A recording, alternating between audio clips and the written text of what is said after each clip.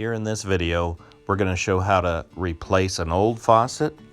We'll show the details on the techniques of how to disconnect all of the pieces and how to install the new faucet. So let's get started with the details. First thing is turn off the water to both the hot and the cold water. Then take the instructions for the faucet and throw them in the garbage. Just kidding, I've done so many of these. First we'll take off the nut to the water supply, then we'll take off the nut that holds on the faucet. Accessing these nuts can be a little bit tight, so just reach the wrench up into position, or you can take a pair of pliers, just grab this nut and start to spin it. You can use these common tools like I'm showing you, but they do have a special wrench called a basin wrench that fits up into these tight quarters. And I have to say, they're real nice. It's like a pipe wrench, and you can see that it would get in these really tight quarters. Of course, a lot of times you're in a place where you don't have your wrench, like today. But you can use a lot of normal tools in order to get the job done. If you're doing this a lot, you'll want to get this special wrench. Once the nut is loose, you can go ahead and pull them off by hand. A little bit of water is going to come out, but not much. Go ahead and do this to both sides. Now that the water supply hoses are off, we can move these out of the way and start getting the faucet off. So go ahead and get your wrench up here and take these nuts off. Typically, these nuts aren't really that bad to get off, but if they are, that's when that special basin wrench comes in handy. If water leaks down, it can corrode these nuts. The newer faucets come with these plastic nuts, and they have the washers attached directly to them. I really like the plastic ones a lot better than the metal ones. These plastic wings allow you to put them on hand tight. And if you did have a problem getting these off, you could just take a chisel or a knife and cut them off. You really can't break these metal ones off with a chisel.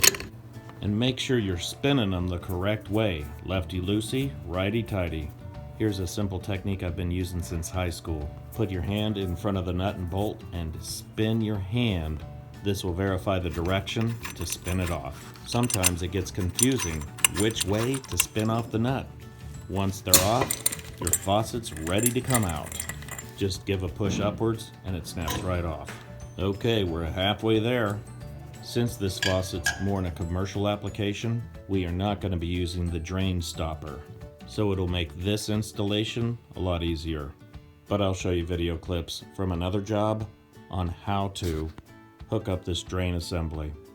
The next thing is to clean off all this old junk, because if you put on this new faucet, you're going to see all this junk.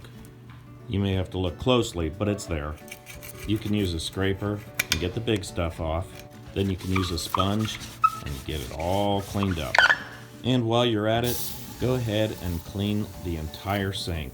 Nobody wants to see a new faucet on a dirty sink. There you go. Now the new faucet will look nice. So now from underneath, we'll go ahead and put on our plastic nuts and tighten them up. But not too tight, because the faucet may not be straight up on top. And I can assure you, nobody wants to see a crooked faucet. So spin the plastic nuts on, snug but not too tight. Now you can adjust the faucet until it's straight. Believe me, you'll never hear the end of it. Now tighten them up, and you can get them really tight just by hand.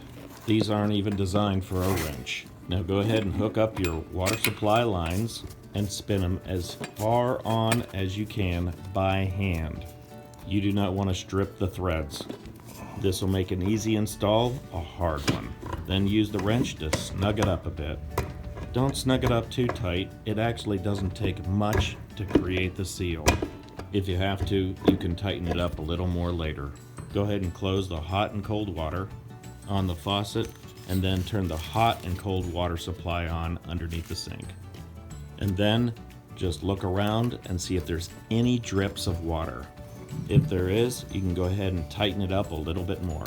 In this case, there's no leaks, so go ahead and turn the valves all the way on. These types of valves need to be either all the way on or all the way off. If you leave them halfway in the middle, sometimes they can leak. So you want to make sure you bring them all the way to the end leave them open. Be gentle with these valves.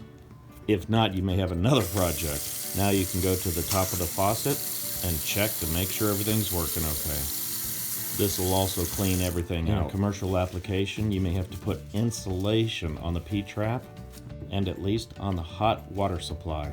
That way, if a young child touches the P-trap with hot water flowing down it or touches the hot water supply, then they won't be burned. You'll also want to cover the valve. To put in a new drain stopper, put on a ring of plumber's putty around the top flange. This top flange will screw down onto the downspout. Just make sure that the plumber's putty is tight to the flange. Then put the downspout under the sink and then screw on the top flange. It's important, do not tighten this too much. It's really easy to over tighten it, so be gentle. You can use a knife to trim off the excess plumber's putty. Then peel off the extra plumber's putty. Looks pretty clean, so now we're gonna put on the drain stopper. The first time you put one of these in, it may be a little tricky. This is the mechanism that allows you to drain the water out of your sink. This rod moves the stopper up and down. Just put the stopper in so the rod can be caught in the groove. So put this rod in and catch the groove of the stopper. The ball seals the water from coming out. Now you can drain the water out of your sink from the top. So next time somebody asks, can you put a faucet in?